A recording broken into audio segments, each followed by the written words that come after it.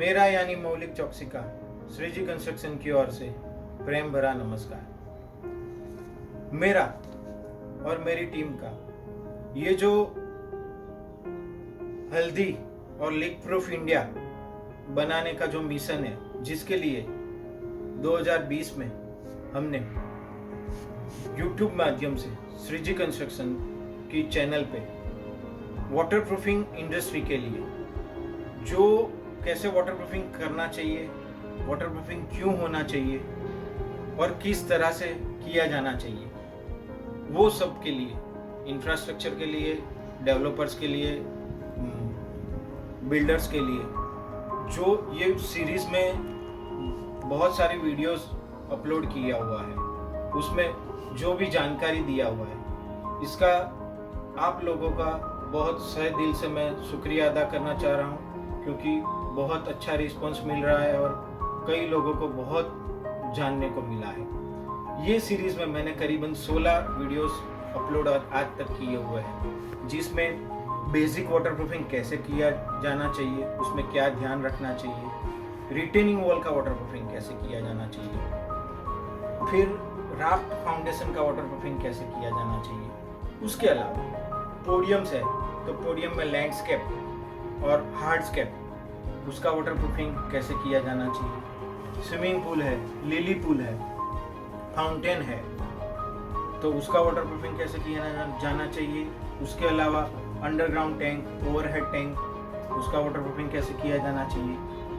उसके अलावा मेरा और भी सारे टॉपिक में टॉयलेट्स वाटरप्रूफिंग, बाथरूम वाटरप्रूफिंग, छज्जास का वाटरप्रूफिंग कैसे किया जाना चाहिए, प्लांटर, ये सारे चीज़ मैंने बहुत अच्छी तरह से लेमन लैंग्वेज में समझाने का प्रयास किया है, और जिसका बहुत बड़ा अप्रिसिएशन और ओवरवेलमिंग रिस्पॉन्स की वजह से मैं आज आपका सदिल से और मेरी टीम की तरफ से, जो बैक एंड में बहुत काम करती है, उसकी तरफ से आप लोगों का शुक्रिया अदा करना चाहता हूँ।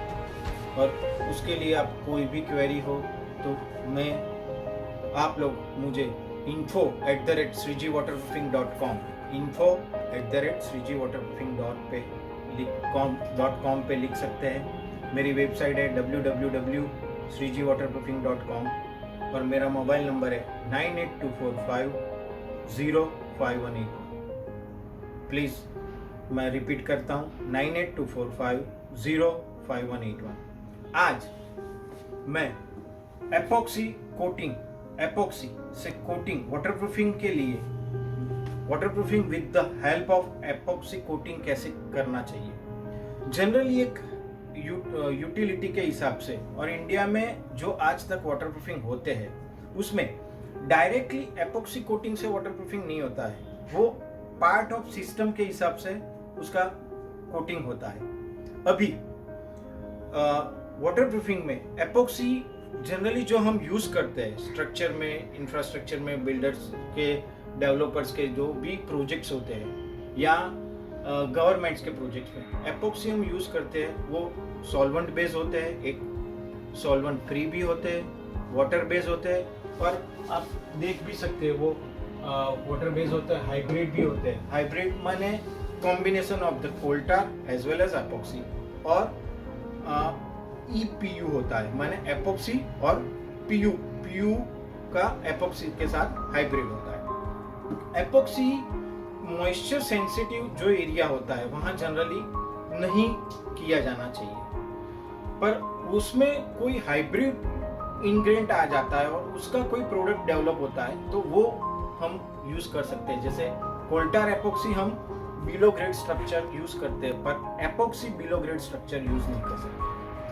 अच्छा, जनरली ओवरहेड टैंक और अंडरग्राउंड टैंक में हम वाटरप्रूफिंग की part of the waterproofing system में एपॉक्सी यूज करते हैं, तो हम लोगों ने बहुत काफी देखा हुआ है इंडिया में जो ज्यादा चल रहा है, उसमें हम जनरली बेसिक सिस्टम, एपॉक्सी को छोड़ के बेसिक सिस्टम जो यूज करते हैं, उसमें एक्रेलिक सिस्टम से वाटरप्रूफिंग करते हैं, सीमेंटेसिस से करते हैं, बिटुमिनस से करते हैं, कोल टार से करते हैं, एज वेल एज PU से भी करते हैं।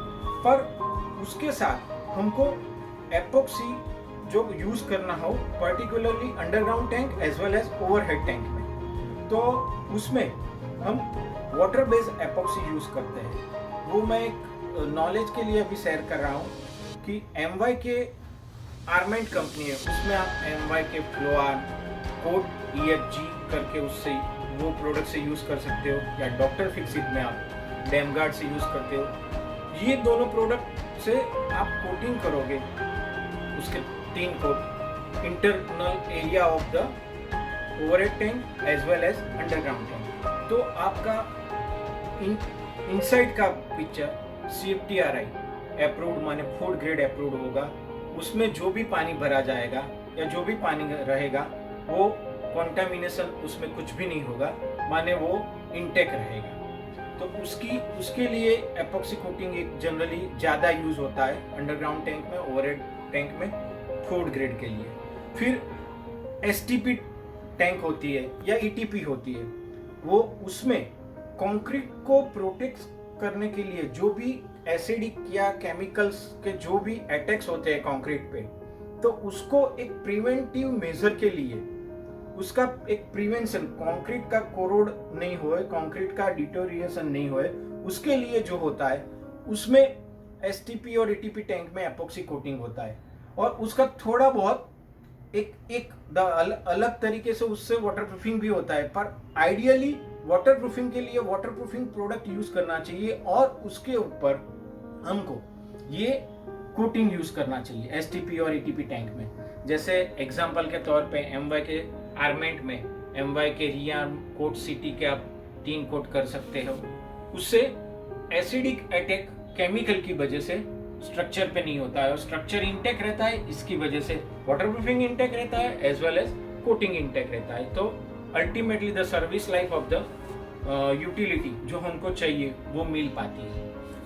एपॉक्सी टेरेस पे आइडियली यूज नहीं होता है क्योंकि मोस्टली एपॉक्सी मटेरियल होता है वो यूवी स्टेबल नहीं होता है, वो रिजिड होता है। इसके लिए कभी कोई भी जगह पे एपॉक्सी टेरेस पे यूज हुआ या एक्सटर्नल साइड पे यूज हुआ तो उसके ऊपर हमें यूवी स्टेबल PU कोटिंग या कोई भी UV stable acrylic base coating करना चाहिए, उसको खुला नहीं रख सकते। सो आप पहला कोट प्राइमर का एपॉक्सी वाला कर सकते हो, उसके ऊपर 1 कोट एपॉक्सी का ले सकते हो, पर फिनिशिंग कोट में आपको एपॉक्सी नहीं लगाना चाहिए, PU कोटिंग करना चाहिए।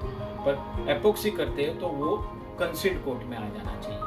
और एपॉक्सी पूरी सिस्टम में, एपॉक्सी कोटिंग में पूरी सिस्टम में कई जगह पे वेरी हाई एब्रेशन चाहिए। जैसे कोई इंडस्ट्रियल एरिया है, कूलिंग टावर है, तो कूलिंग टावर और वो सब में नीचे में इतना एब्रेशन आता है तो वो उस टाइम पे उसको होल्ड करके हम एपॉक्सी स्क्रीड कर सकते हैं। वाटरप्रूफिंग के पार्ट ऑफ सिस्टम में एपॉक्सी स्क्रीड कर सकते हैं।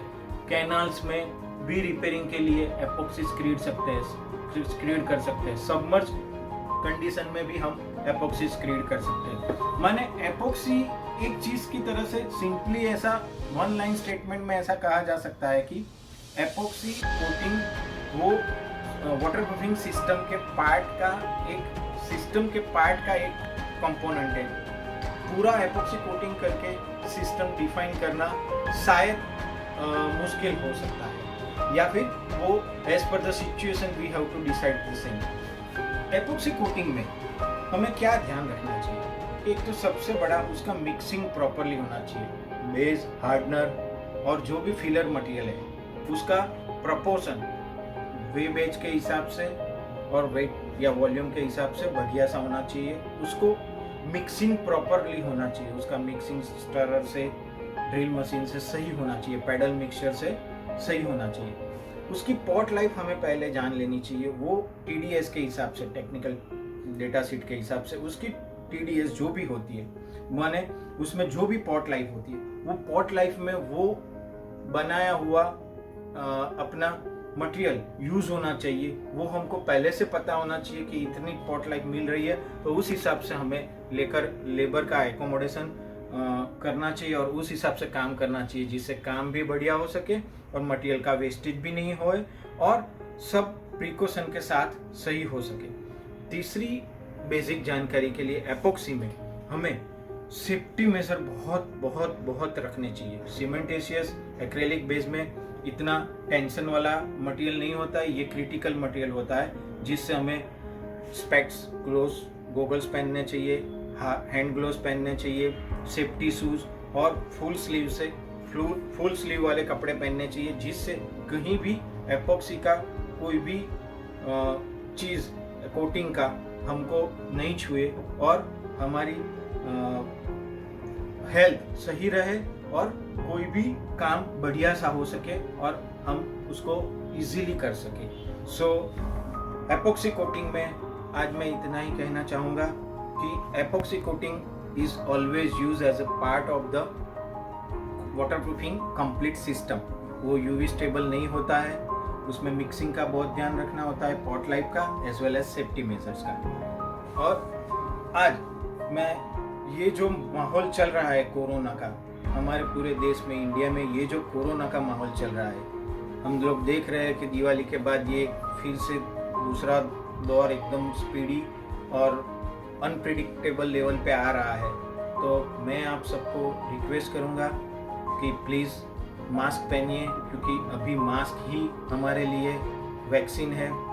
Please stay safe, stay home. जब तक ज़रूरी नहीं हो तो बाहर जाना अवॉइड कीजिए और हमारे हेल्थ और हमारी फैमिली के लिए, हमारी टीम के लिए, आपको खुद को कोरोना नहीं लगे, माने मुझे खुद को कोरोना नहीं लगे, इसलिए मैं मेरे परिवार के लिए एज वेल एज मेरी टीम के लिए वो मुझे ही ध्यान रखना है, क्योंकि उसके अलावा कोई ऑल्टरनेटिव हमारे पास नहीं है।